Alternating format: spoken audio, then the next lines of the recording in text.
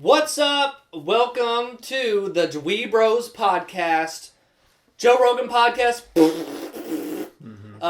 Mac Maron, presidential addresses, DweeBros podcast 24/7 on your computer screen. We're here. We're back for the month. 24/7 is kind of tricky when we do once a month. Go on the internet. And just make a playlist. Well, there is a playlist, and just watch that playlist. I still don't think we're at the point yet where we can be 24 hours. We're close. You can loop it. We're getting close, but we're not quite 24. Click around. Don't. Neither CNN. Yeah. Once we hit our 24th episode, I can officially confirm we are 24/7. Yeah, that's actually true. So but feel free to loop it around. Hangouts, you can watch 2 of those, and that's 24/7. You know we have other content. Yeah. So we are the DweeBros. This is the podcast for April. It's springtime. The flowers are blooming. The games are coming. My thumbs are moving. The snow's stopping. Yeah. It's funny because I actually, as amazing of a month for games it was, I played 0 new games this month. You suck. It was such an incredible month. Wow, what an incredible month. What you act like life's more important than gaming. Yeah, if you're wondering, okay, if you're not playing games, what in the frick are you doing? Look around, doofus. Well, unless I take that back. I apologize. Morons. If you haven't clicked out yet, this is what I've been doing. I've moved officially. You saw it last time for just a speck. Yep. You just saw gray walls, but now we've got the figures here. Well, they still mostly just see gray walls. They see the cabinet, they see the computer. They see computers. I'm sure that you'll put out a My Game Room video. Yeah. Oh yeah, that's coming. An update. Most of the stuff you guys have not seen. It's actually really impressive. Like I'm looking at the stuff that they can't see right now, and it's makes me wish I had it. Looks like a museum in here. Thank you. I'm very happy with it. So that should be coming soon. But I've been putting away games, not playing them. That's good. What games have you been playing though? Oh man, gosh, what a month. As we all know, both of you got God of War, right? Yes, as we know, God of War came out, and it was really hard because at first, when the game first came out, I didn't even have it delivered to my house. YouTube already had people playing it, and it was trending. Yeah. And it was like, oh, I don't want to see this. A lot of people got spoiled by thumbnails. It's really unfortunate, man. And that makes me kind of like think back about people sending out early copies of games for reviews. Yeah. There should still be like a social media sharing.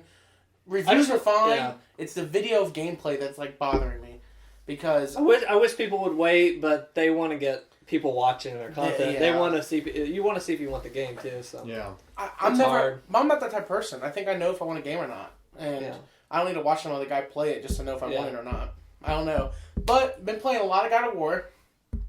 I would say it's safe to say I'm over about 13 hours into it. How long is this game? I've seen. Cannot tell you. 20 to 30. Wow. I don't know. I honestly don't know, and I haven't read anything about it because I don't want anything spoiled. Yeah.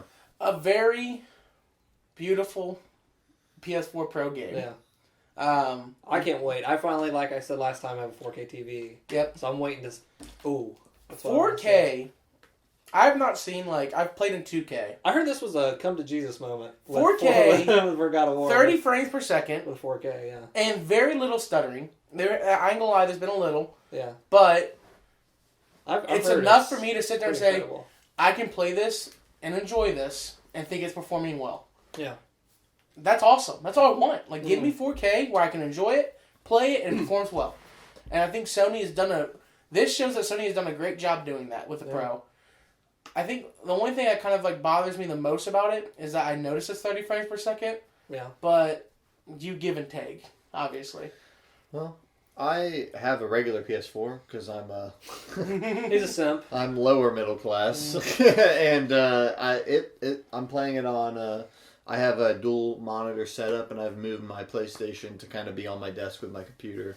But it looks really good on a regular 1080p display. It looks awesome, actually. So I can tell you, if you don't have a Pro, it still looks great and it plays great. That's the best part about it is the game just 4K review, Pro review. Its game just looks Or great. 1080p review. Sorry. Not going to share anything about the story. I don't think it's fair to talk about that. Yeah. I know nothing. I got lucky and I absolutely if you know, do you guys play past God of War games? No. You guys haven't played any past of them? No. So do you even know Kratos' backstory? No. Nothing. I know he's wasn't he like a Greek person? He's a Spartan. They set it up in a way, because like I said, I haven't played any. I feel like they set it up in a way where you don't have to. It feels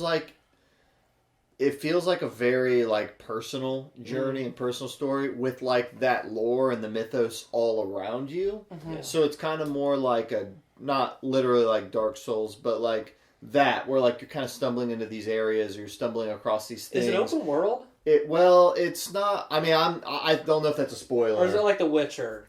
It's not like The Witcher, no. Just kind of... At least as far as I am. I'm 4 hours in. We are too early to be talking about some of this stuff. Yeah, it's not open world like The Witcher, but it's not as linear as something like Last of Us.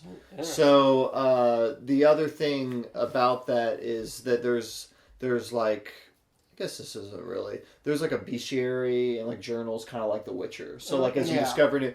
It is kind of a mix. We've talked about Horizon Zero Dawn being a mix of all these different games. This is like that, but they're more specific about what they're drawing from, and it's really good. I felt like a very heavy Last of Us You influence in that. know Do you what? feel that? I don't. You be know? honest with you, I think Last of Us is... Each story is completely different. Yeah. And I think it's different enough for me to...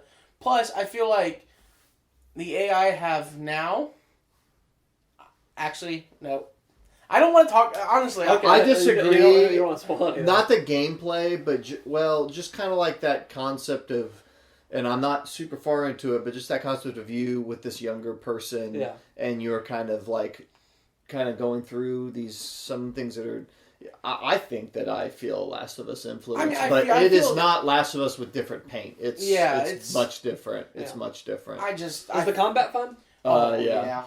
And all I know is that there's a lot more layers that I'm not aware of. I'm like 4 hours in, and they're still like popping up. And then you can do this, and I'm like, So instead of stacking all like stuff in a tutorial in 10 minutes, I'm 4 or 5 hours in, and I'm learning new things. Like, holy crap, that is cool, and it's very deep. The equipment is deep. There's a lot of things you can do. They definitely smacked it with an RPG element. Yes, there is Is there skill trees and all that? Or upgraded like in your stuff. Yeah, it's kind of but like, it's very... I might be wrong for saying this. I think it's kind of a hindrance. I don't know if I like it as much as I thought I would. I'm not far enough in to really feel like it's been a hindrance. It is... Yeah, there are things where you're up... I'd say it's more akin to something like Horizon Zero Dawn, where it's like, you're not leveling up, at least that I've seen. Maybe I'm wrong, but like, you do have like these ways you can augment your abilities as you go along. I saw the only thing I've seen, because this was before... Once I heard the reviews came out, and people were like, yeah, this is incredible. Yeah, this is like one of the games of the generation. Once I heard all that stuff, I stopped, but... Before all that came out, I saw like a 10-second like GIF or like a quick gameplay thing of like throwing an axe or like running over it and like different stuff you can do with the enemy. And then I stopped watching, but from that I was like, that sounds a little... Yeah, the axe... The axe is my favorite weapon in a game. The axe is really awesome because you can... I mean, you probably saw it. You can throw it. Yeah, you can throw it, and recall it. That's, I mean, that's... Boomerang axe. So it is like... It's awesome. Yeah, I feel like when you talk about gameplay diversity and like lots of different ways to fight, I'm not very far in. Like I said, only a few hours, and I feel like I've got a lot at my disposal. Yeah. And I think that only grows probably as you go along. That's really cool. The game looked cool when I remember we reacted to it when we saw it at E3. It was pretty cool. I'm so happy it's living up to that initial showing. And I think it then some, because I didn't expect it to be like this. I thought it was going to be like good. Let me, I think you're already playing, but for you at least, encourage you guys. I played God of War 1, good game, but I didn't play all the other ones like you guys didn't either. I went back and watched like the story recap. Yeah. There's a video on YouTube, a really good video that recaps the whole story of God of War. You recommend that for people that haven't played? I recommend it because it just makes me appreciate it more. Okay. You can play it standalone. You can play and it does the job, and it's really good. And I think you'll have no issue like you're doing. But I went back and watched it, and it makes me understand a lot more. I might possibly do that, but if not, so I can send you guys a link. I think it's something worth looking at. How long is it? 8 minutes, 9 minutes, not long at all. oh, cool. It doesn't take long to get its point across. Another game that came out that I did not play, but very excited to get into. I put on the notes Yakuza 0. Oh, that's what I played. Yakuza 6 came out. Yakuza 6 is... there's too many of those for me to... But this is the final one. This is the final one in Kiru's story. That's the main character. Who? He's the main character. So... guy with the suit. I am excited to play this one. I have heard little rumblings that there is some fun stuff with, like... Because all the other ones, this takes place in like current day, where the last one was like in the 80s or whatever. So this takes place in current day. So there's stuff where like you're like video chatting these girls, and I've heard like all this stuff is very funny. So all like the side stuff in these games are like very interesting to just dig into. It's like you can do this. And Sega made these games, right? Yeah, and Yakuza 0 had you like doing real estate and buying up like these like basically like they're called what are they called? It's these clubs where like you go and buy beer. It's so entrenched in like Japanese culture, but it's fun as like an American playing this. Like I forgot what these clubs are called, but like you go in and like you buy all this alcohol and these girls come and just talk to you.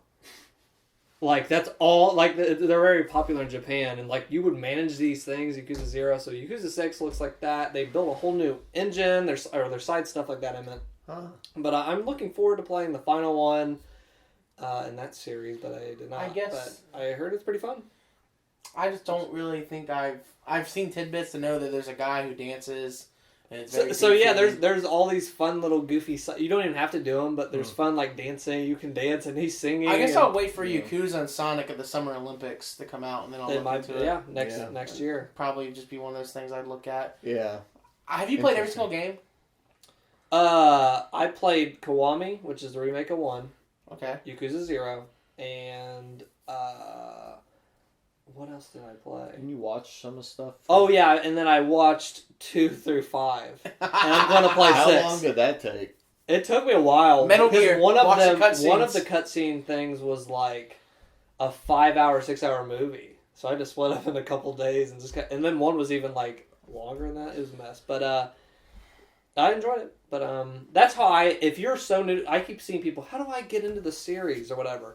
Do it my way. I designed the perfect way to get into Yakuza. Dude. Play 1, watch all the cutscenes, play 0, and play 6. Do release order, kind of get it out of the way. Yeah. You know, I was thinking about only play those 3. So someone's going to shoot me for that. Telling Travis on the way here, and I was like, Travis, I know I have a problem. I start games and I don't finish them. Yeah. And I have not touched my PC in a long time because I'm trying to finish some games. So halfway through Origins, haven't beat it yet because God of War came out. I'm beating God of War, so it's not like I'm going to play anything else. Or something else will come out and you'll never finish God of War. So I have, on my backlog right now, I have Kingdom Hearts 1 and 2 that I really want to play. Yeah. Uncharted 1 through 3, so I can play 4. So I want to play all 4 of those games. Yeah, everyone's worth playing. So I have like a lot of games, and then I played another game that I'm like, when this comes out, I'm screwed, and it's the Detroit Become Human demo. That I played. Oh, yeah. I played it actually yesterday. How was that? It was the E3 that we saw, but you controlled it, and you got to go through everything. Because remember I remember when the guy was talking, he's like, everything has a different outcome. Yeah. And apparently that scene had like 5 different outcomes. Yeah. That you can come up to. And so I was like, you're replaying it and stuff. Yep. And so I replayed it, and I did it the way that he originally did it, and I was like, oh, that's neat. What he did. Yeah, so then I was like, now I'll do it my way. And it's so cool because the characters, like, talking and really getting involved and getting to know one another. And Connor, who is one of the people you're going to be playing in this game, I'm excited to play the storyline. Cop. Huh? That's a blonde-haired AI. No, blonde-hair was the guy you named Daniel, who got replaced, who had the girl. His name's Connor's the black-haired one, the 700 unit. Okay, but it's the android guy. Yeah, it is the android guy. Gotcha. But I'm so excited for this game, so I'm just worried. Oh, I definitely will pick this up. What am I going to do? When is that? May. Something. Okay, let's have just a quick moment to talk about how ridiculous the PlayStation's lineup is. Not only do I have an entire shelf this wide full of PS4 games, a third of which I haven't played yet. Yeah. Monster Hunter World came out that I haven't gotten to yet. Detroit Become Human, God of War just dropped, Spider-Man, which we should talk about Spider-Man because they released new gameplay footage. Yeah. And that's got me on board. And then Dreams is something I'm excited about. Yeah, Dreams is a weird thing. We're coming to a point where I'm Sony like, spoiled us. we're coming to a point where I feel like the PS4 has like such an incredible library that it's nothing else should be out there. That it's unbelievable. Well, no, but it's just unbelievable. Yeah. Like it's just ridiculous. Yeah, the quality and the output from them. I feel like it was funny because last year we were like, thank God they're slowing down, but they're still putting out like they're not slowing down. They're putting out some great. We stuff. had E3 last year, and it was all the same stuff they talked about the year before, and I was kind of like, okay, well, we're good. But luckily they'll be slowed down. But it's like, yeah, no, they're not. And it's only going to get crazier with Last of Us 2 and Death Stranding. But I'm with you. I've been playing my PC less because I feel like every time I go to do something, it's not working. Yeah. Yes. Let's talk about that for a second. Yeah. That's another thing with, like, it doesn't even matter if it's, like, any console, like, even when I was setting all this stuff up and stuff and, like, moving or whatever, I don't have that much time. Like, I want to press a button and be in a world. And when you're on PC, man, PC has, like, you can max out the textures, the mods are so cool. But I just don't have the time for that anymore. There's a lot of games that are exclusive to the PC also. Sure. Mm-hmm. But like, when it's on, now I'm like looking at I've always got it, if it's on console and PC, I always would go to the PC. Because I can max out the red, do all this stuff with it. Sometimes it's cheaper, there's sales or whatever. Now I just want to pay for the convenience. I'm like, I've moved over to the convenience side where it's like, I was playing the past couple of PC games. I just ran into issues and like download this thing. Oh yeah, put this in this file. I think that's because you're on a Mac though. Yeah, you're architect. I don't but have I'm any on of Windows. that. I'm on Windows. No, but you still have a Mac architecture. That's I don't true, have any of that. What it more is for me is every time I open up Steam or all these things, I have to do these updates, and then I've got, and then that kind of stuff, and then also I just haven't been in the mood to play. There's another barrier. It's really not, but it's really not that.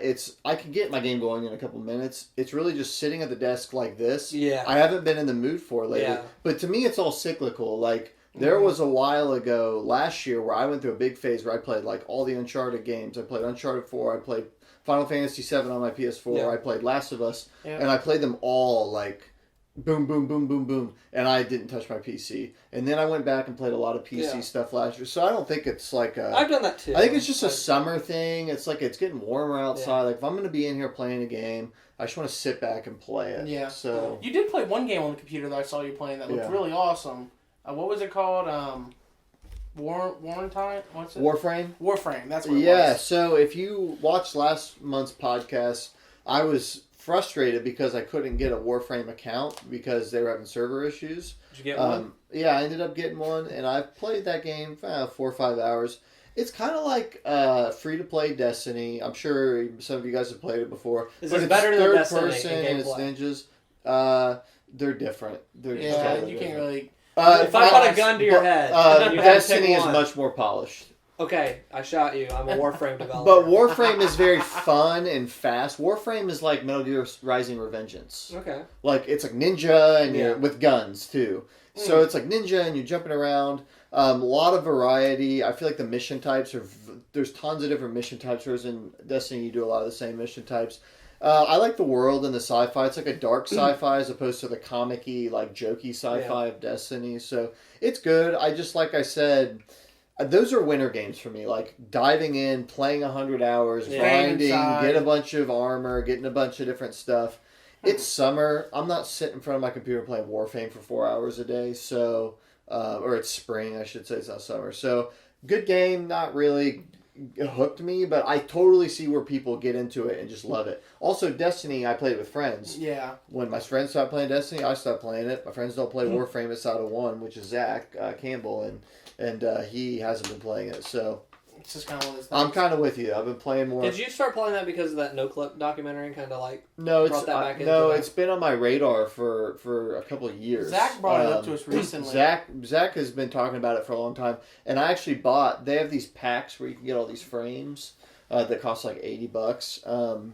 And they had a pricing error on Steam one day, and there was they were selling it like $141 for $4. Oh. So I bought it. So I have that. I haven't even used it, actually, because once you get into the game, the difference between this and Destiny is Destiny, there's 3 classes. Yeah. And when you make a character, you pick a class, and then you pick your subclasses. Mm-hmm. This, there's just, you have your account, and then you have frames. Yeah. And each frame is like a completely different class, and there's like 40 frames. Wow. So I've only played on my one frame and played it a ton. Yeah. And so, but there's all these other, so I have other frames that I have from that thing that I can use, but I'm not. And yeah, it's good. Like if you're at all interested or you're looking for a game to zone out and play, go for it, for real. But I just kind of hit a point where I was like, okay, I don't know any of these people. I'm just kind of, so I kind of fell off of it. But I have been playing Bloodborne, which since God of War came out, I haven't played it much. Yeah, getting a little bit further in that game. Yeah. I like it. You're so mixed on it. Yeah, I like it. It's fun. But you sound like you were where you're at in the game. I think what you're saying is where I was at when I was playing it. I was like, I don't know about this. The health stuff sucks. You mentioned that to me or whatever. Yeah, I think me and you were on the same page where you're at. I'm 8 hours in. A couple things that I don't like about it, and this could just be all this stuff's subjective.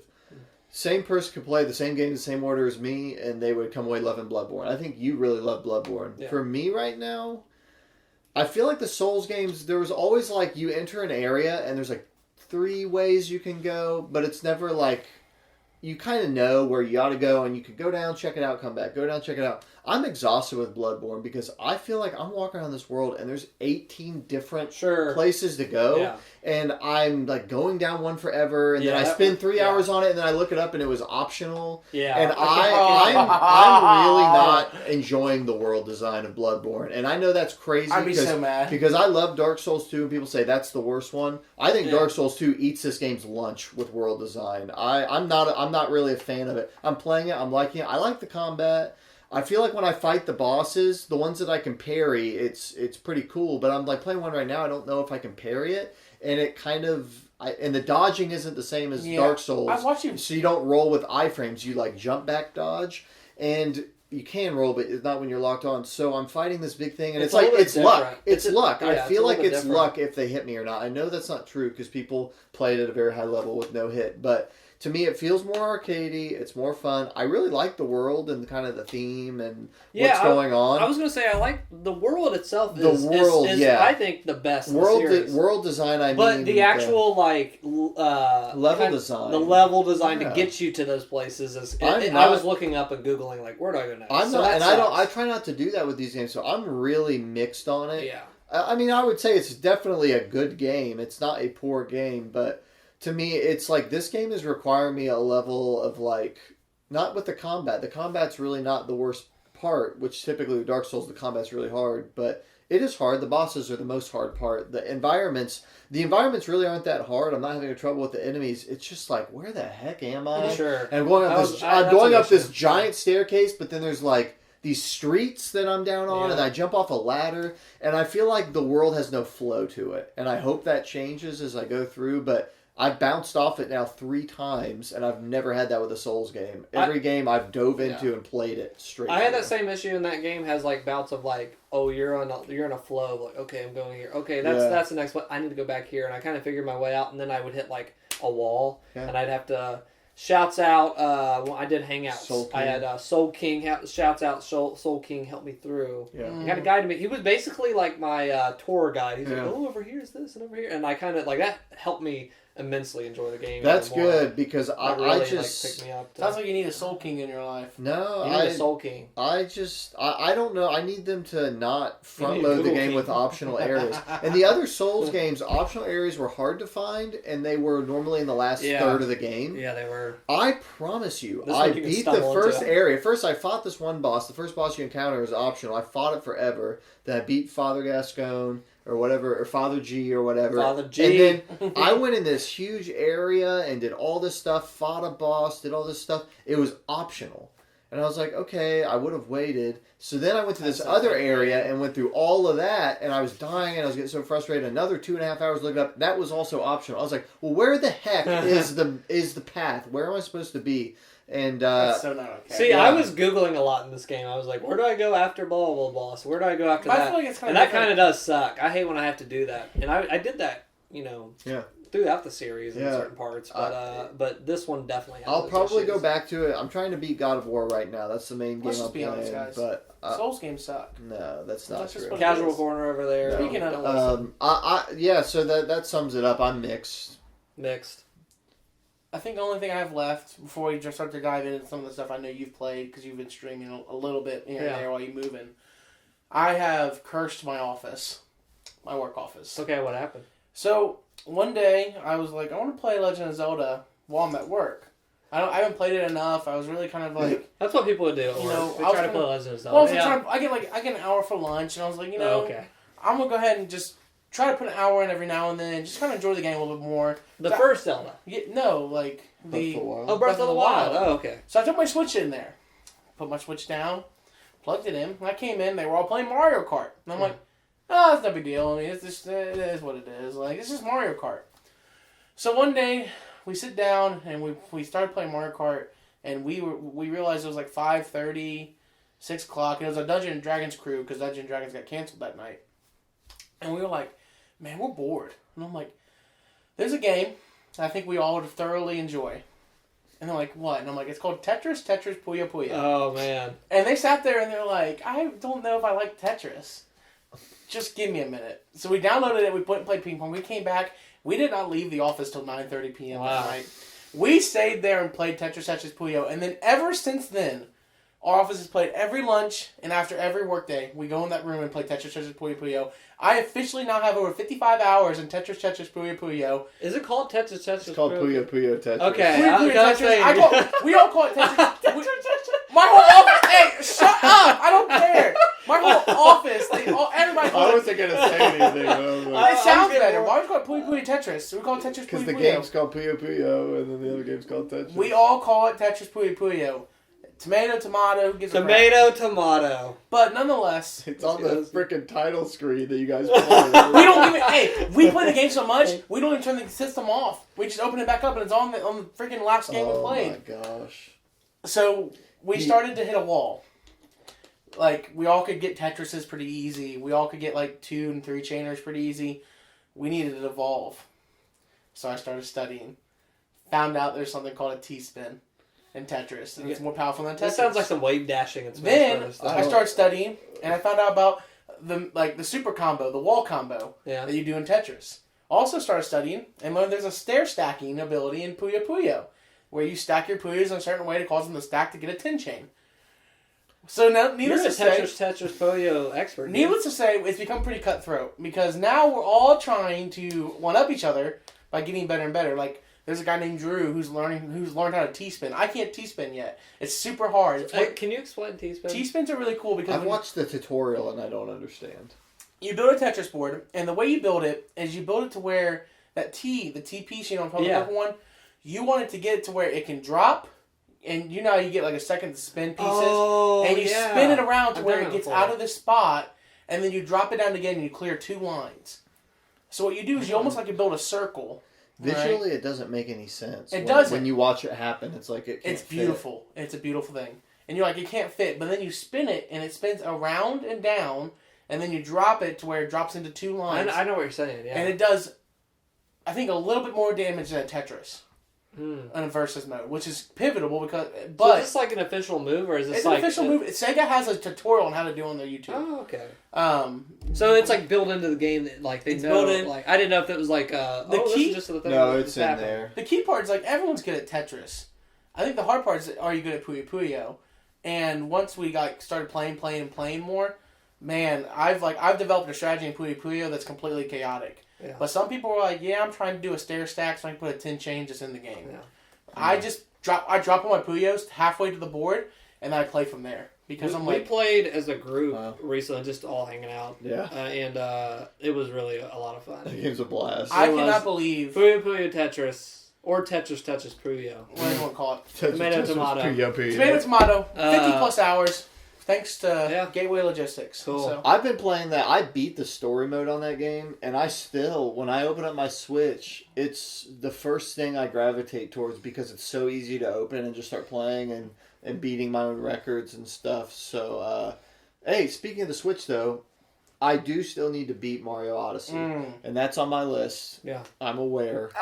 But I've been playing Mario Kart. I can't wait till you beat that because it's fun. I've been playing a ton of Mario Kart 8, and I've been going through. I finished 3-starring all the 100cc tracks.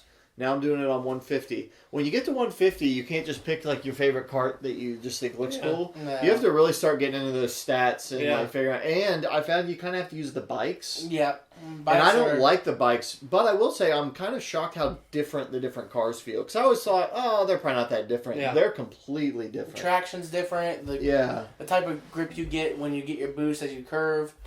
Drift. It's so I'm really enjoying Mario Kart.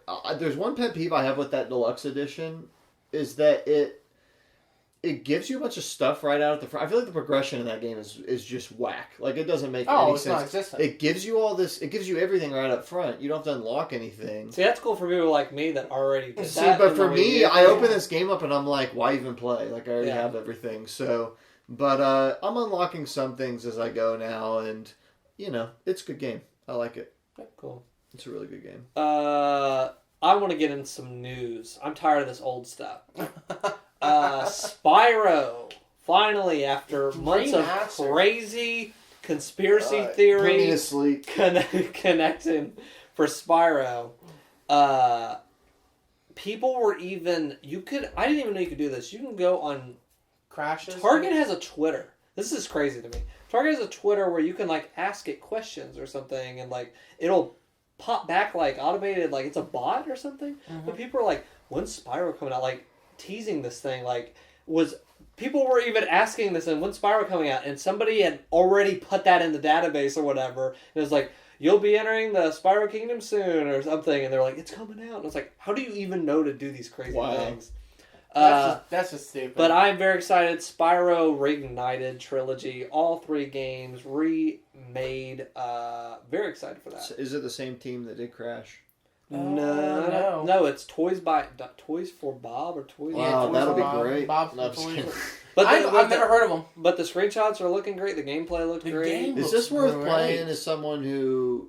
Like, similar to Crash, I have a little bit more of an emotional connection to Crash because my girlfriend, Crash is her favorite games as a kid. And when I played through those, I was like, these are just okay. Like 7 out of 10 to me. But I don't have the childhood with them. Yeah.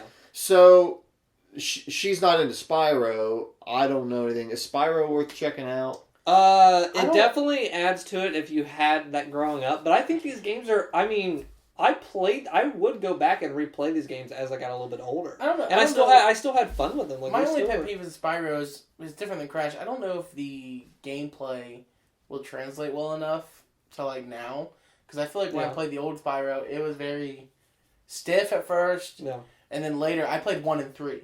Yeah. And 3 for me was like the bee's knees. Well, the way you play this, it's almost like it's the way you control Spyro. I like it, but it does take getting used to versus other platforms, other games.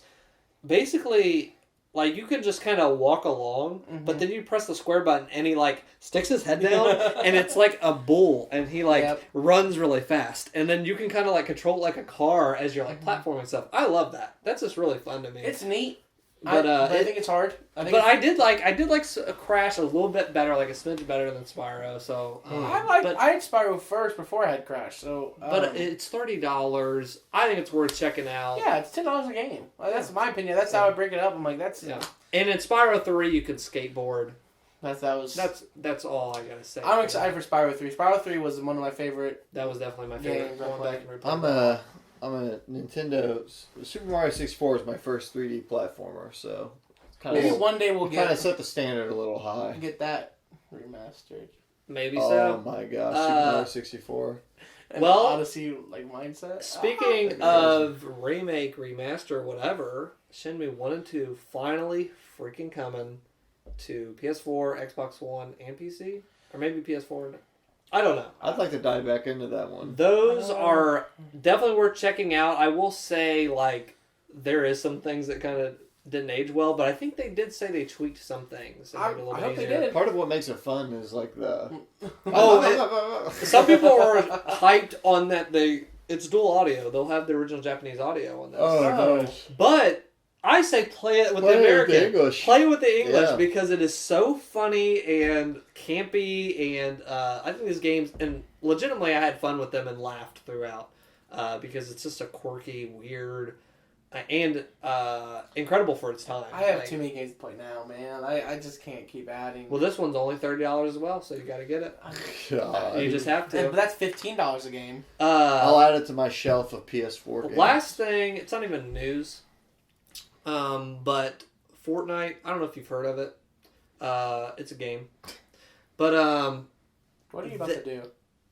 I have been seeing everything is about to be battle royale. The new Welcome Call of to Duty. 2018, The new Call of Duty is battle royale. The new Battlefield is coming out. They said it's going to be battle royale. Of course. H1Z1 said they're going to have a mode that's battle royale. H1Z1's had battle royale. Yeah. Did they? They were battle royale before okay.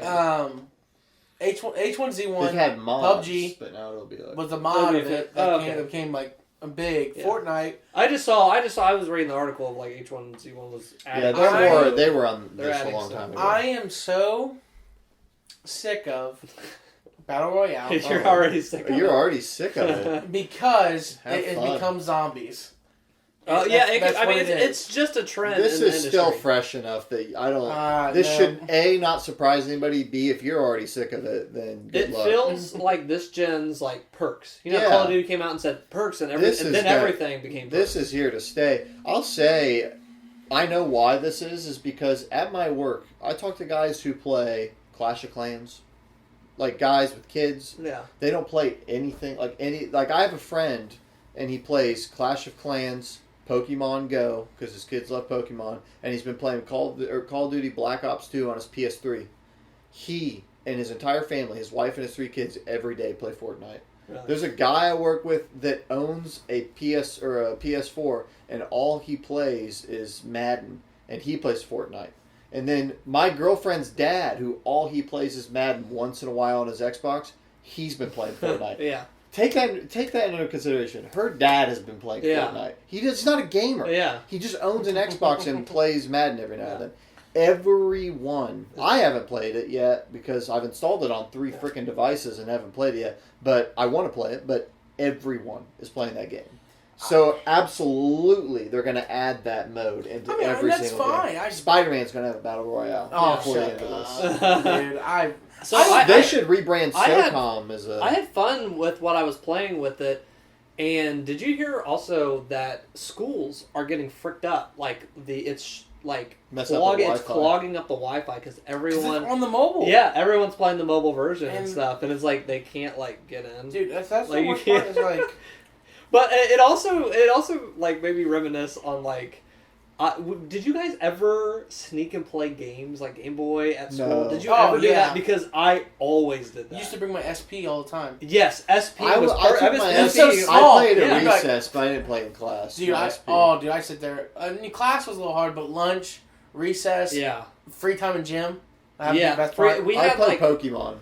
When they would have like guys and girls lunch at our like middle school and stuff, and like during when the girls would eat and whatever, we would switch, and we'd be in the gym. You could play basketball, whatever, and we would always play like Super Mario Brothers 3 and stuff on our Game Boys or what we were playing, like watching stuff. The best thing I ever did was Pokemon Leaf Green came out then and Fire Red, and I was addicted because I loved Blue so much, Pokemon Blue and Red so much, and I remember. They had us watch some, like, movie. Sometimes, they put on a movie or something. But this was, like, something we had to watch for, like, class or whatever. And the teacher would sit in the back of the room. So what I did is I had this hoodie on, and I stuck my hands through my jacket. And I'm looking down at my hood and playing with the SP, Pokemon Leaf Green. Wow. That screen was bright. And my friend looked back, because I was the first one with the backlight. Yeah. And my friend looked back. He's like, "Hey man, you been playing Leaf Green?" I'll never forget this. He was like, "Playing Leaf Green, man. I've been playing that. Are you playing it? Are you enjoying stuff?" And I looked up and went, "I'm playing it right now." I'll never forget that because he was just like, "What? Like, how are you?" But I understand. Every generation has like its little kicks, and I think it's funny because it becomes a fad. There was a time when everybody played Yu-Gi-Oh in high school. A time everybody played Pokemon cards. Yeah. Brought your Game Boys, and then you bring your back then it was like, can I bring my iPod to school? Yeah. Like now it's like we've got our big innovation of the generation. Yeah, This generation, I remember a couple years ago, I think I was with you maybe. I don't know where I would have been, but maybe I wasn't. I was with somebody, and we were looking at like the games on like the wall at GameStop or something, and this was like 3 years ago. And I was looking at it, I was like, this gen just feels sparse. I feel like it hasn't really gotten started yet. It was like 2015, there was like Bloodborne and The Witcher, but other than that, like there were like a few really good games, and then other than that, it was just kind of sparse. And now, I don't feel that way at all. Oh, yeah. I feel like this gen has its AAA, it has AA, it has indie, it has everything. It has tons of stuff. We've got innovations that are specific to this gen. Like, this gen really has come into its own. And I think that I think it's found its peak. I think we're in the peak. Yeah, I think last year started the peak. This is kind of like a continuation. Yeah. I think we have a couple years left. Death Stranding and Last of Us 2, I think that this gen, as we start to have early reflections on this gen, this has been excellent. Yeah. Especially on Sony. It took till 2015, like mid-2015 to get like started picking up. Because I remember we were like 2014, like, this gen I can play this game on PlayStation 3. Like, year one always sucks. And then 2015 it had Bloodborne, Metal Gear Solid 5, and The Witcher 3. But other than those three, there weren't a lot of mid-tier games. No. That's what I'm more talking about. And then the mid-tier games started coming in 2016 with like Overwatch and some of those other games that kind of fill out your time. Yeah. I agree. But like I said, and it's always happened, we're at the peak. Here in the next couple of years, you're going to start hearing the ramblings. What's the next console? Oh, well, yeah, and it's already starting to kick up. It's that time. I would bet next year's 2019, I would bet fall of next year we start to get, hard indications, and then 2020's launch. 2020's launch, I think that's 2020. We're getting Xbox. It's going to be called Xbox 2022. I guarantee. That's the thing. No, it's going to be Xbox 2. Xbox 360. But it's spelled. They're not going to, I don't know. That's what makes me wonder Xbox's business model. Because I'm like, you've put out 3 or 4 different types of Xboxes? Yeah. I can't even tell you. You had Xbox Fat, Xbox Slim, Xbox S, and Xbox X. I think the S and the Xbox is Elite, Slim. Right? There was an Elite Xbox, right? What are you talking about? How many Xboxes were there? This gen? This gen. Xbox One, There's Xbox the base model, One the S, and the X. That's it. And the X, yeah. There was the base model, but there was a Slim. No. That's S. That's the S. You're thinking of the 360 Slim. Speaking and the 360 Xbox, Elite. You've never heard these words come out of my mouth. I think I want an Xbox One. Guys, shut it off! What? It's over. We're done. Hold on. You didn't let me finish, though. I don't care. Why? No, I'm okay with it. I just can't believe that word just came out of his mouth. Here's why. Sunset Overdrive. I've been set on my systems and stuff here or whatever, and I read and I had no clue. But this is funny why I want the Xbox One. It's to play original Xbox. Well, we've talked about this. But I did not know the level of It is all out. Yeah, I didn't know the level of backwards compatibility and the level. I did not know that you could pop in an old Xbox original game or 360 and then up-res it to 4K. Because then I started seeing Red Dead Redemption compared. I didn't really realize the scope of what we were talking about or what you had mentioned before. Yeah. I saw comparison shots of Red Dead, and it's basically a new kind of remaster. It's remastered. Yeah, you can play KOTOR in 4K. You can. And they basically remastered. So now you're like. So now I want to get it not for Xbox One games because they're on PC and there's no Xbox One games. Interesting. But I saw that and I was like, I want to get that and eliminate the original Xbox and 360 off my shelf. If you did that, and it up-res it to 4K. If you did that, would you be buying the X because you get the best quality? But the thing is, I look.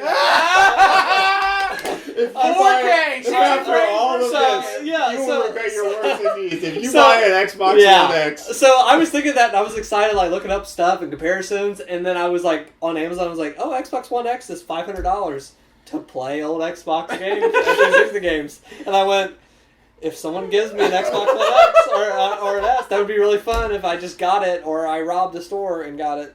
But that's how I'll get one. But that's what I have mine mainly for, is because I like that. Like you can. But so it's cool. It's like what they did with the backwards compatibility. But the thing is with it too is like this thing is just to play games from 2001. If there were just a couple exclusives to sweeten the deal. Yes. But they just and the UI is awful. And it's like they just need to get that. They have that one thing.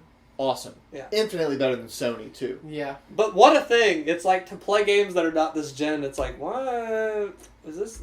So, I'm not paying $500 for this. I will pay $50 to $100 to do this. I don't know how I'm going to do it. You could get an S for that if you rip somebody off. Yeah, if I can rip off somebody on the S. Hey, do it like I did it. My brother gave me his Xbox One base That's model. what I want to have. My brother gave me his Xbox One base model because he didn't use it. So I had it. I played it a couple times. Then my girlfriend's dad wanted an X, so he told me he was going to give me his S for Christmas. So I sold the base model for $50. So I have with the Xbox One. You paid negative $50. I have gained $50 and used 2 Xboxes. See, man, Xbox is awesome. I'm gonna hit up your girlfriend's dad and say, "Do you really want the X anymore?" The so it could happen. It has happened before. Crazier things have happened. Yeah. So that's how I'll play the Xbox One. Man, what a time to be alive. To finish off game stuff, it's funny because I've been saying I want the convenience, and I've done the most inconvenient month of games for me. I played the majority of games is PC stuff. Yeah. I guess that's why it really I wanted convenience.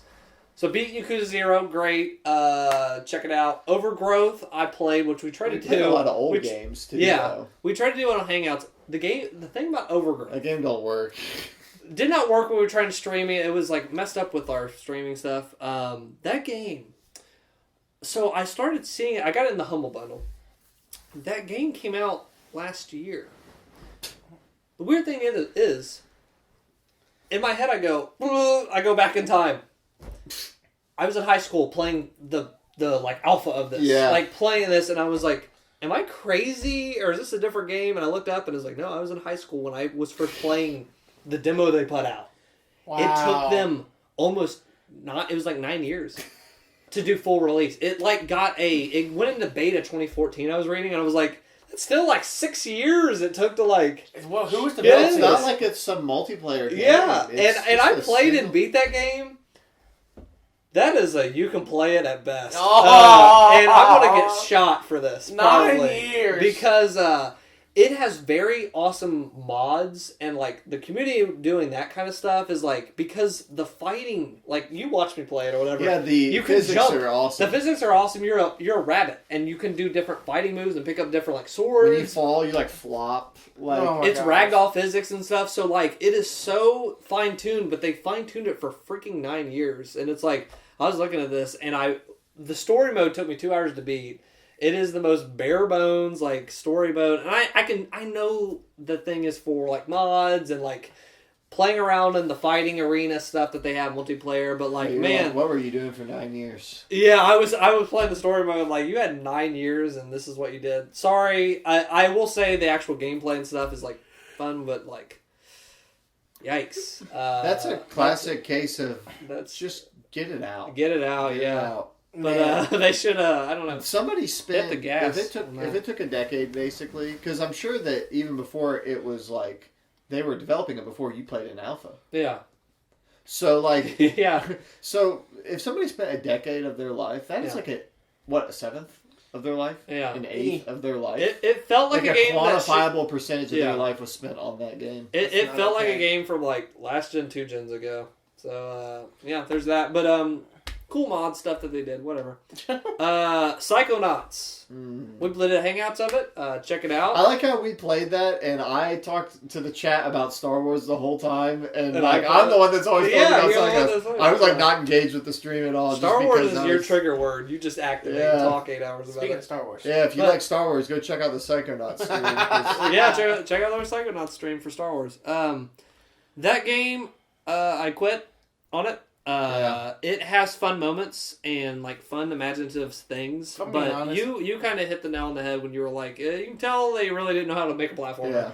But the ideals and stuff that they were doing, really cool. But like, I didn't know I had to like Google where to go next to certain parts, and like they tell you to go to Fred's little store or go to here, and it's like you didn't tell me where this was or show me in any way. So not very well designed in certain ways. So I quit. I jumped in on the pod. I cut my losses and I quit. I liked that when I was younger, but last year I tried to boot it back up again and play it, and I kind of had similar feelings. I played like 3 hours, and I was like, so yeah, but it doesn't look good. I can tell that is probably for like Spyro for me. Maybe some people are like, frick Spyro. Maybe that's how Psychonauts is for certain people. They played that when they were growing up. It came out on the Xbox in 2004, playing it, or 2005, and it was like, this game is awesome. And it got like a high score in the magazines. You get all excited. It felt like nobody else was playing it. But very cool ideas that they did with it and imaginative. So very experimental. Cool. But not for me. Deus Ex Mankind Divided. Played 20 minutes of that and uninstalled it. That game is boring.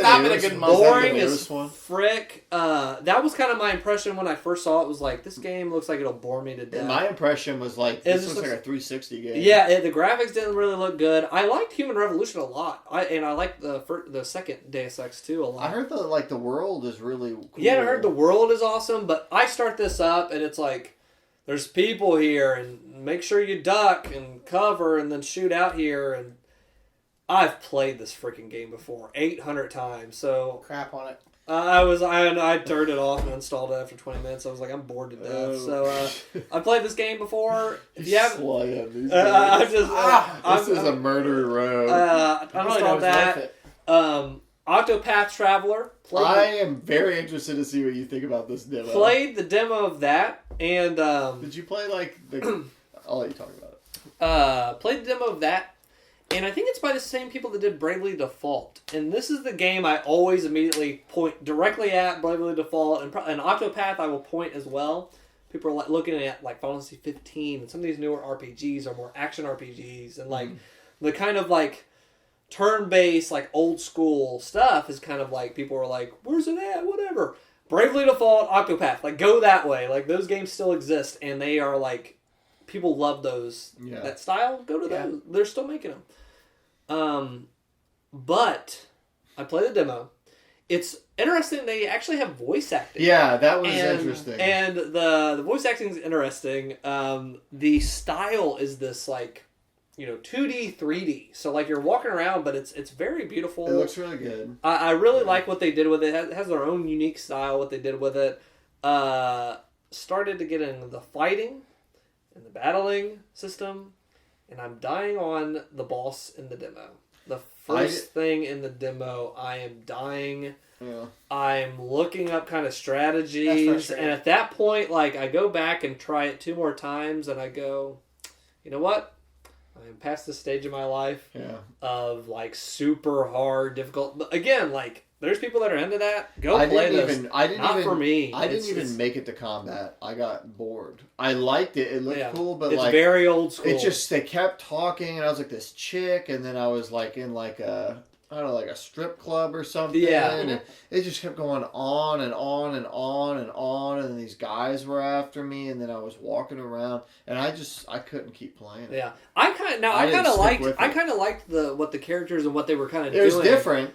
I kind of liked where they were setting that up because you can play as different characters, and it kind of seemed like they were setting up to where all these characters intertwine. Well, yeah, but I felt like one of the characters Which one did you play at? I played the girl. I played the girl too. Yeah. But like, I feel like I got to a point where it was like, this character's special ability is they can barter with vendors. Yeah. And I was like, Yeah. So there's 8 characters, and one of the characters can barter with vendors buy special items. But I took that as like you're going to get the other characters, they're going to do other stuff or whatever. Yeah, but, my thing is wait and see on that. If people come out and are like, this game truly is awesome. Oh, I'm definitely skipping it. It was so difficult and such a headache. I just said, I don't think it sucks. I think for the battle system and stuff and the strategy is very similar to Bravely Default, where you can kind of like hold up with your like using abilities and you can power up. So say like you hold up for like 2, I forgot the name of it. You can basically do like,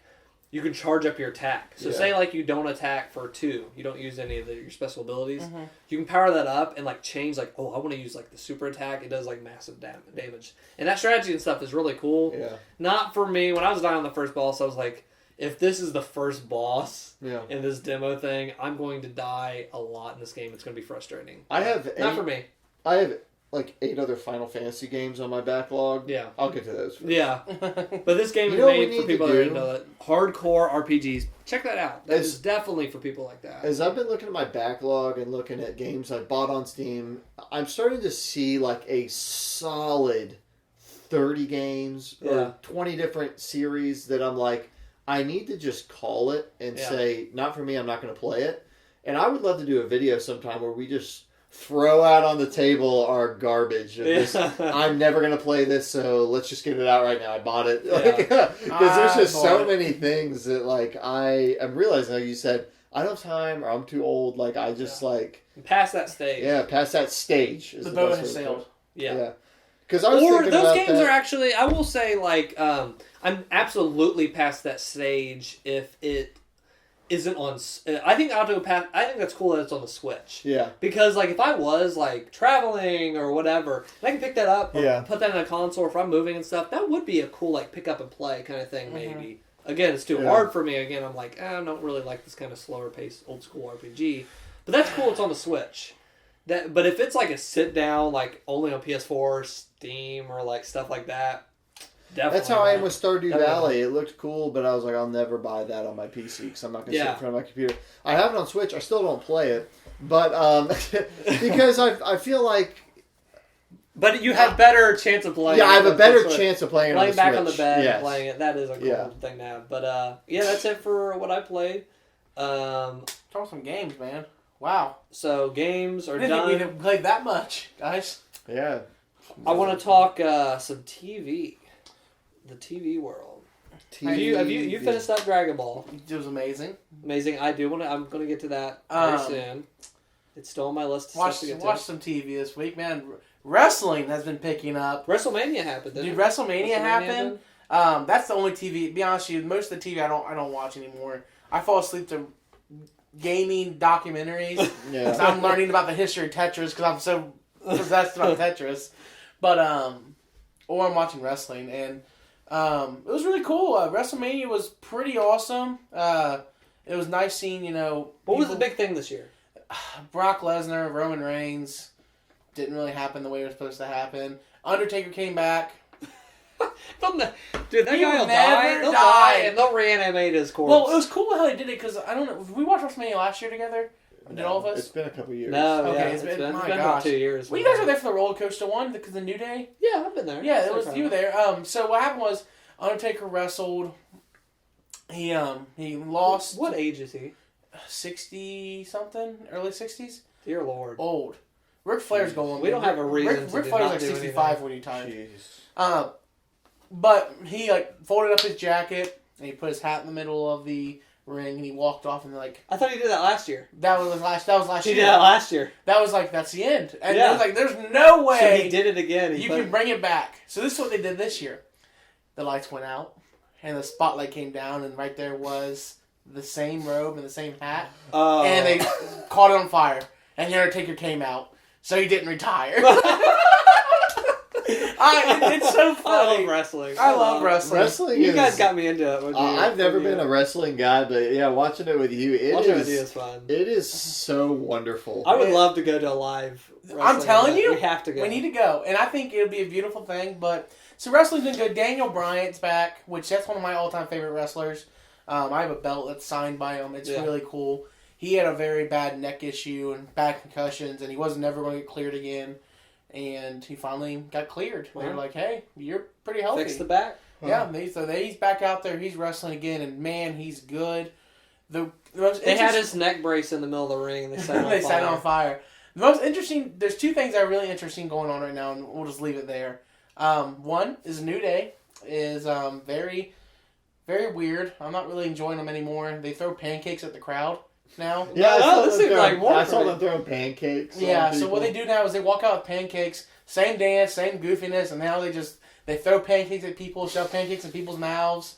This sounds like they're getting better to me. Would you want to go and have them shove a pancake in your mouth? Yeah. You're like, yeah. I love wrestling. So that's just what they're doing. I just don't like. It's just not funny anymore to me. It's Sounds like funnier to me. it's ready for them to break up. They need to have a big explosion and break up. Pancakes. They ice just set their cream, pancake on fire. unicorns. Yeah, something like that. And then the other one is there's a wrestler and his name is Shinsuke Nakamura. He's from Japan. He's known for using his knees. He's called the King of Strong Style. Really popular Japanese wrestler, and he's really popular here now. He had a dream match. It was at WrestleMania. This was like a dream match. Well, because people wrestle all across the world, and what they're called is indies. And indie wrestling, not a lot of Western people see it because it's like, hey, they're wrestling in Japan. They're wrestling in these smaller markets where they're not televised. They're not getting out to us. And these are really good wrestlers. So there was a guy named AJ Styles, who one of my favorites, who's never wrestled Shinsuke Nakamura on a large scale. They wrestled a lot before, and apparently they were like knock down the house type shows. Like they were beautiful. They wrestled, and then Shinsuke, he was a face. He turned heel by punching AJ Styles in the balls. So that'll do it. So now that's all he does now, though. Every episode, he gets on his knee, he gets on his knees and he punches on the balls. Like, wow, that's so I don't know. Like for me, that's like stupid. Just my opinion, but yeah. So that's what's going on in the wrestling world. What's the move called? Ball punch? Low blow, I think is what it's called. He's going for the low blow. That's like JR, Jim Ross. Dude, they did do one more event, and it happened Friday. They did a 5-hour show in Saudi Arabia. Wow. This is crazy. Craziest thing in the world. Saudi Arabian government paid for it all, the royal family. Paid it for it. It's bigger than WrestleMania. It's called the Greatest Royal Rumble. It was nuts, dude. There was fireworks. The stadium was like 70,000 people, and all the royal family sat in the very front. And that's where they all were. None of the women wrestlers were allowed to be in there. They could not wrestle or compete. Yeah, it's a little different. They can't do that. And they sung the Saudi Arabian national anthem. It was very pro Saudi Arabia. Mm-hmm. Not a bad thing at all. You said they showed a propaganda video? They showed a video. And I call it propaganda because they were trying to show off how westernized Saudi Arabia is becoming. Yeah. It had women talking about their shikas and stuff like that. And it's let them wrestle. They were like, yeah, we're growing technologically, and they were showing some fountains and the sunrise, and they were like, yeah, look at Saudi Arabia, how beautiful a country it is, and I'm like, are they really just trying to convince me that it's okay over there, or whatever is going on? I don't know. Maybe it's going well. They opened a movie theater, I heard. Yeah, it's like apparently they are very. They're getting there. They're progressing. Sounds like they're getting there. Yeah. They're even getting Han Solo now. It was 5 hours of wrestling, and it was so cool because in the wrestling world today, like in America, people are so poo-poo on everything, and they just boo for everything, and they think it's just terrible because they know it's all fake.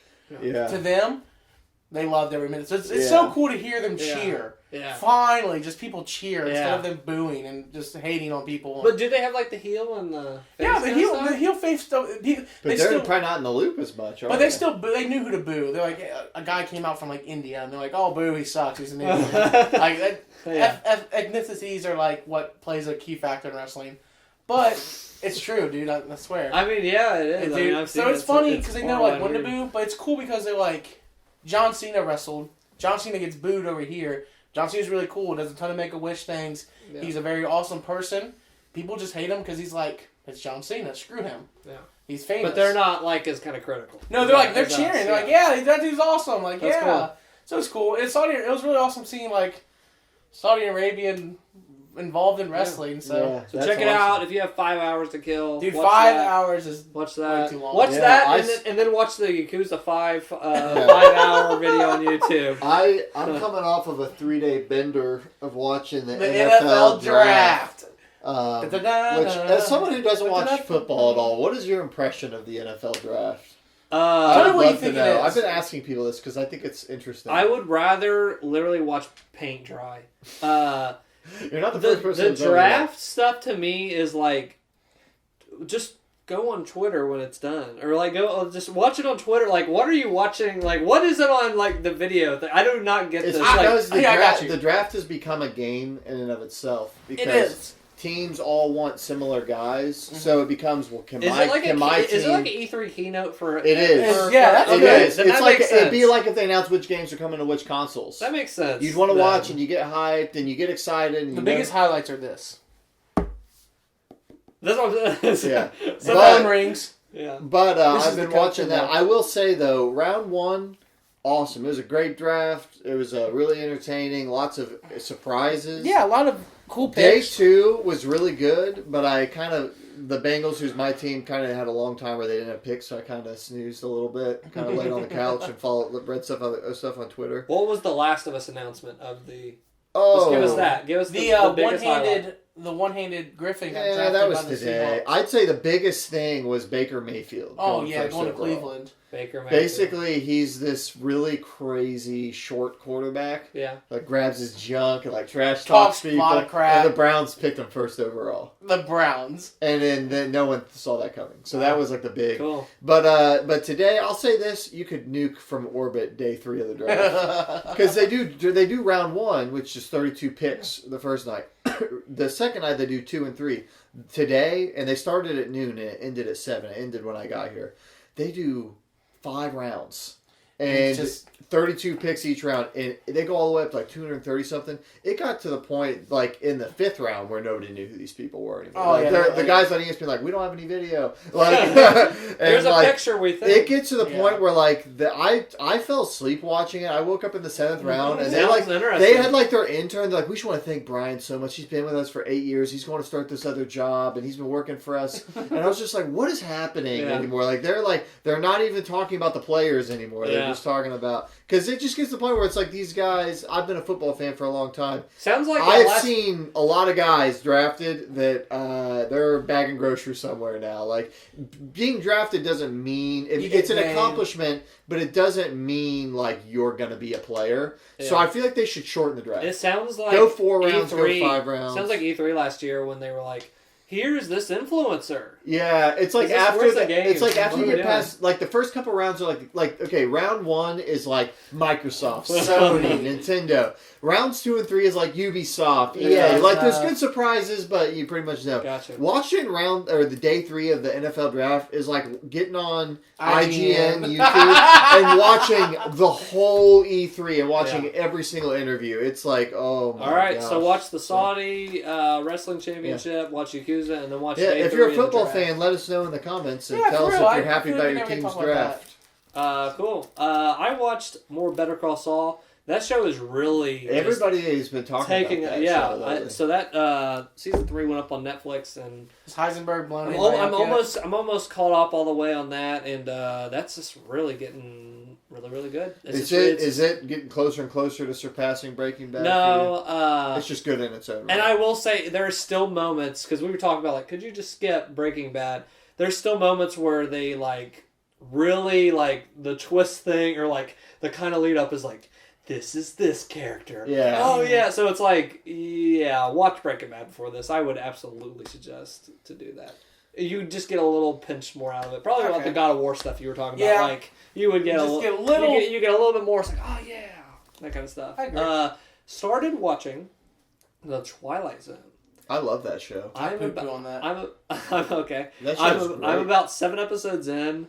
Fun little 25-minute. Yeah, you never know what you're gonna get. Yeah, you're just getting these little stories and stuff, and very, very cool, especially for its time. Of these Black Mirror before Black Mirror. Yeah, definitely. I mean, that's what Black Mirror is like copying that kind of format of like, here's this whole new characters, all these little twists and turns. Very extremely creepy atmosphere on that stuff. Disturbing at times. I will say I have not watched that since I moved out alone. Yeah, it's spooky. That's a daytime kind of show for me. Just some of the like feel of that show is very creepy. That's funny. There's an interesting thing with the Twilight Zone It's where not scary. It's unsettling. It's suspenseful and unsettling, and there's some weird things. There was one big long run of the show, and then they brought it back in like the 90s. Or 80s, yeah. They bring it back in the 80s, yeah. I thought it was later. I thought it was 90s. It's 80s. They have some series in the 80s. I think there's some in the 90s too, because there's an episode where like Seth Green is in it, and it's like, okay, I watched it on TV one day. Yeah. Like it was not as good. Yeah, it's the original 60s, 59. I predict 50s. That there will be a revitalization of Twilight Zone. In this current like streaming, like that's a cash cow. If one of the Hulu or Amazon or Netflix can nab the rights, because you can grab those rights and you can do anything with it. Yeah. I bet that's happening for sure. So that was all I saw for TV. Oh, I did want to go back and watch that. I did finally I'm starting to catch back up with Silicon Valley came back. Very funny, some of the jokes in that, some of the stuff that they're doing. I hear people complain about that show on like a male like level, like they think it's. Could you speak to that? Do you think that show's controversial? I've heard it's controversial. In what way? Like in the way it portrays women. No, I think it actually makes. I think it might make even fun. The show is actually actively making fun of Silicon Valley, so it's like. It is a male-dominated. I don't know, like how to cut it. There are women in the show, and they're like smart and funny, and they have like their own funny personalities. There's a quirky like this woman that talks like this. And it's like very particular, and I think she's a funny character in the show. Is it better than Big Bang Theory? Oh yeah, it's Mike Judge. It's Mike Judge. He did Beavis Butthead and King of the Hill. But there is a very there was a very very funny joke in that. I thought it was funny. At one point, I forgot his name. He actually left the show now. The guy with the big fro guy. He's talking with the quirky woman and this other woman character in the show. And he says, it gets on something, or like he's working with them, and he's like, it kind of sounds like mansplaining. And if you don't know what mansplaining is, it's basically a guy trying to explain to a woman what she already knows. And it's like, well, let me explain, let me tell you what it is, or whatever. Very kind of demeaning like, or whatever, or kind of looking down on women. So she got, it's like, it's kind of like mansplaining. He says that in the show. And both of them are like, yeah, oh yeah, we know what that is. He was like, do you know what that is? Yeah, we know what it is. Well, mansplaining, actually. And I was like, I love it. So they poke fun at Silicon Valley. They poke fun at, like, the racism there, like, racist things that are going on in Silicon Valley. They poke fun at all that stuff. Very good. Very, I don't know. I guess controversial in that they touch on that stuff, and they make jokes. I mean, Mike Judge Judge grew up in the area where Beavis and Butthead. I mean, he made that. That kind of humor. There are stuff they touch on where it's like, ooh, I bet. I even was watching it today, and I was like, ooh, I bet they didn't like that one or whatever. Like, there's a lot of people that are really sensitive. It doesn't affect my wanting to watch it or not watch it, but I've just seen a lot of people like, ew, Silicon Valley. What are you, like a Trump fan? Like I've seen people say stuff like that. It's funny because they make fun of like all that stuff. I mean, maybe it sounds like they kind of make fun of all sorts of angles. Yeah, and that's not okay. Did you know you can only make fun of one? I guess you can only make fun of one side. I guess so. But whatever. There's some funny stuff. I'm liking that. Movies. We saw a movie. We saw a heck of a movie. We watched. We went to theater. Oh yeah, I forgot.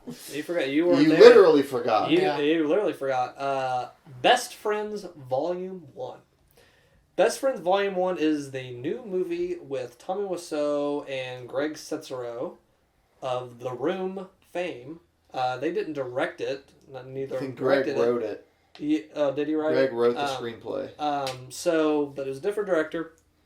I don't even think the director directed it first. I think that someone else directed it and then they remade it. This movie, I went into not knowing anything. Didn't watch the trailers. Yeah. I just know that I love seeing Tommy act. I love seeing like the interaction between him and Greg because he's just his own guy. He is in his own world. Some of the stuff he says is just like off the You're wall. gonna get magic if you put him on a You camera. don't know what you're gonna get. He's just, unexpected. This movie, I freaking loved it. Yeah. It was right up my alley. I love things that are. It had a mix of like it almost was a B movie in some way, and like it was for theaters, but there was parts where like they go somewhere. I won't spoil anything. They go to this place. You'll know what I'm talking about. They go to this place, and instead of like a regular movie would have more shots, it is them outside in this place. And and like laughing and going down the street at this place and patting each other on the back, and like it just seemed very of the Room-ish or like B-movie-ish. And it's like you didn't have the budget here, but it made me laugh of what they were doing with it. It was that mix of like, like you care about like what the story is and like what is this is kind of creepy and weird, and then it's laugh out loud funny because Tommy Wiseau says this off the wall bonkers thing in this moment, and it doesn't fit, and it makes you just laugh. So love that. And another thing I want to say about this movie, you're getting the best bang for your buck. This you get extras. I would say stay after the credits, because some people don't stay after the credits. Stay after the credits. You get some extras that like I was like, wow, I really felt like I paid for this and it was worth every penny. Yeah, you to the point where like this never separate things. It's like it's like this is never going to end. More than that. So there's some cool extras at the end of separate thing. Yeah, my thought on it is The Room was so bad that it's really good. Yeah. This was just good. Like and not good like Oscar worthy, but just good like they struck that perfect balance of you're laughing, but you're not laughing like, man, they cannot make a movie. You're laughing like, man, Tommy Wiseau is the perfect person for this type of role. Man, and a couple other notes. I really dug the atmosphere, like you were saying, of like it gets kind of creepy at points. But it's not like overly dark. It's just real solid. And I really like the soundtrack. The soundtrack is phenomenal. Yeah, it's just like really good. Like good. I don't even know how to describe it. It's like otherworldly at times, and then it's synthy, and it's just really solid. It's awesome. So Volume 2 is coming out in June. We're definitely freaking day one for that as well. That just was an incredible experience. Maybe I'll make it Volume 2. Volume 2 is coming out. Very fun. I watched Speed Racer. I've heard that this movie is... It came out in 2008. And I kept hearing stuff on podcasts and stuff that it's like, this movie's great. People who did The Matrix and stuff. But this movie, I was like, why should I watch Speed Racer? Yeah, you know because there's been a resurgence of people saying, go watch it. And this movie, right off the bat, I was like, what is this movie? And I was like, oh, you start to slowly get it. This movie is edited in the same way that the original... Did you guys watch the original Speed Racer? Yeah. I did too. And this movie is edited like the old show. That's crazy. Meaning, if you remember... I don't know if you guys remember in the old show, someone would be speaking like, blah, blah, we have to win the race. And then Racer's face would come out and like kind of go across the screen. Like a cutout of his face. And like the character would be talking and there'd be like transitions of people's faces coming up across the screen. They do that in this. So there's people racing, and then you see people's faces, and they're coming out, and like the dialogue is like this person in front of a green screen, like the cutout of them, like coming out in front of like, we have to win the race and stuff. And it's like you see close-ups of it, and that's happening throughout the movie, and like intense moments and in dialogue and stuff, and in the race. And you're like, this is really cool how they're editing. It feels like a cartoony thing. With like live action. Yeah, I heard it's like live action anime. Definitely check it out. It's live action anime, and it also reminded me of, why aren't we doing that today with movies? This is why. Because Speed Racer came out, and I remember when it came out because I like Matthew, whatever his name is, because he's from Lost. And that movie came out. That movie was critically panned, and it made no money. Yeah, and it was like, critically very unsuccessful and financially very unsuccessful. That's such a bummer. And that's why. And I didn't go see it. I was interested because I liked Speed Racer the show and I liked that actor. It came out at a time where like that kind of experimentation was not appreciated. Well, actually, that's why. Well, that's what I want to touch on. That's why these are. There was similar movies during that time, late 2000s, early 2010s. We had Scott Pilgrim came out. We had like Kick-Ass.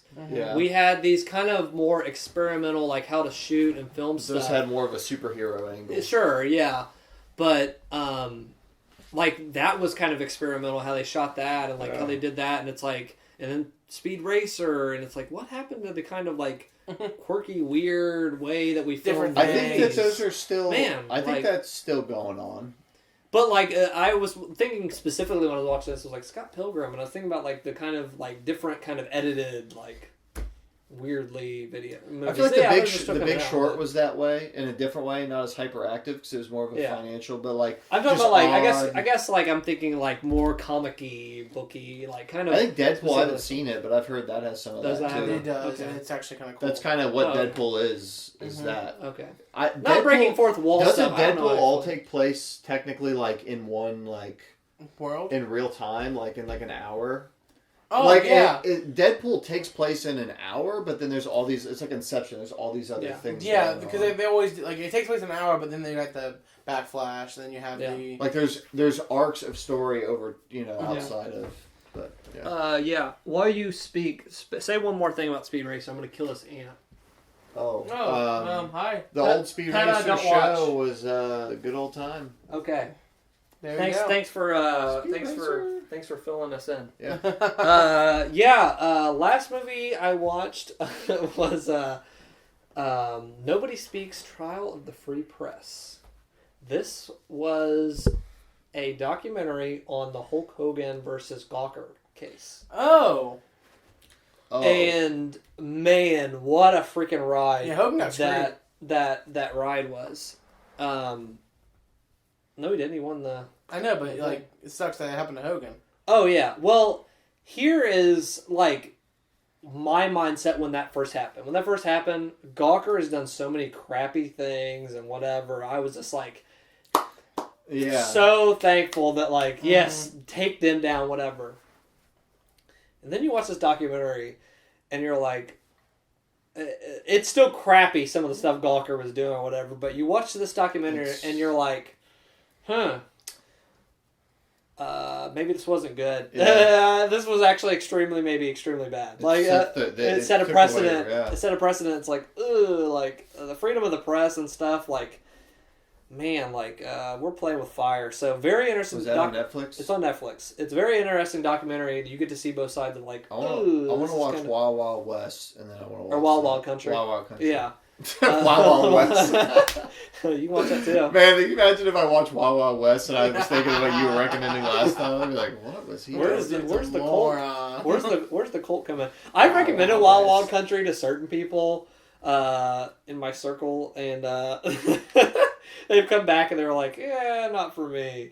So I think you'll like it. I think this is something up your alley. Or maybe they watch Wild Wild West and Disney don't. Yeah, maybe. I saw Will Smith. I looked it up and I saw the little blurb. I didn't read a lot. So once I read the blurb, I was like, I totally got to watch this. Yeah. Like, this sounds crazy. It is insanity what happened. But pretty crazy. Hulk Hogan in that movie, it's so interesting because he in the trial, like on trial, because they're like, yeah, sex tape, and you're on the tape. He's like, yeah, but Hulk Hogan was on that tape. It's not. What's his name? Terry. What's his real name? Terry Hogan. No, Terry Folk. Terry Folk, or something like that. I can't remember. His name Terry something, but he's like, yeah, that's I'm Terry or whatever, but that was Hulk Hogan or whatever. He doesn't like that. And he gets in weird third person. He starts speaking, and it's like, but he was going through like a divorce at the time. It was really about time in his life. And then he had the sex tape and all this stuff. Well, then he just got fired by WWE like literally like a month ago because it came out. So the whole reason was like, man, you ruined everything I had left. Yeah, the legacy. This is it. Like, but they stripped him from the Hall of Fame. Yeah. Like they did a lot. They ruined his thing. But to be fair, he shouldn't have said had some racist tirades. I'm not defending it at all. Sure, but it's rough that all came down, crashing down time. But watched Andre the Giant documentary on HBO. Yeah, really awesome documentary. I'd probably recommend. I think I mentioned it late night in our group chat. Yeah, I'd want to check that out. I think you'd love it because it's HBO and it's definitely HBO quality. It's really, really good quality. man, it's so interesting to understand like what it was like to be in the 80s and be Andre the Giant. Yeah. I love stuff like that. It makes That you would be really unreal, sympathize for him because man, he going down 120 beers and still be able to walk home, but then there's no cars that fit He's a him. massive guy. I definitely watch that. It was crazy. Yeah. Cool. So. Well, I think that covers it. Yeah. We will be back next month with another smashing podcast. Is that like a hint? Yeah, it'll be Super smash. Oh, you know what? We will have seen. No, that's in June. We'll have seen Smash I Brothers. was like, it'll be a I was like, different oh. podcast, though. It'll be an interesting podcast. Oh yeah. Next month will be another throwing you for a loop kind of podcast. So stay tuned for that. E3 is coming up in June. That's going to be pretty fun, I think. We'll be doing our reaction. Our reactioneers are back. Gosh, it's already been a year since last time. Yeah. What games are coming my way that I cannot play? So thanks for watching. If you're wondering when the heck are you doing those hangout things? We do these hangouts. Sit down, talk about a game for an hour or two, or maybe 5. You never know what you're gonna get. But we sit down, play some games, talk about them, talk about Star Wars, maybe a little bit. Chat can take it over. You can chat with us and stuff. So we do those. I was doing those Thursdays and Sundays.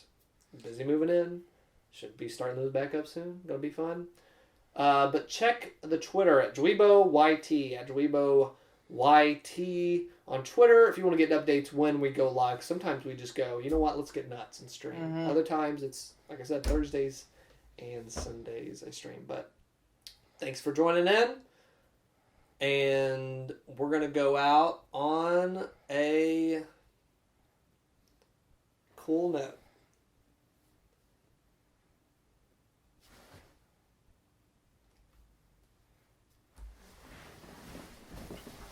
Is this what you're like? That's cool now.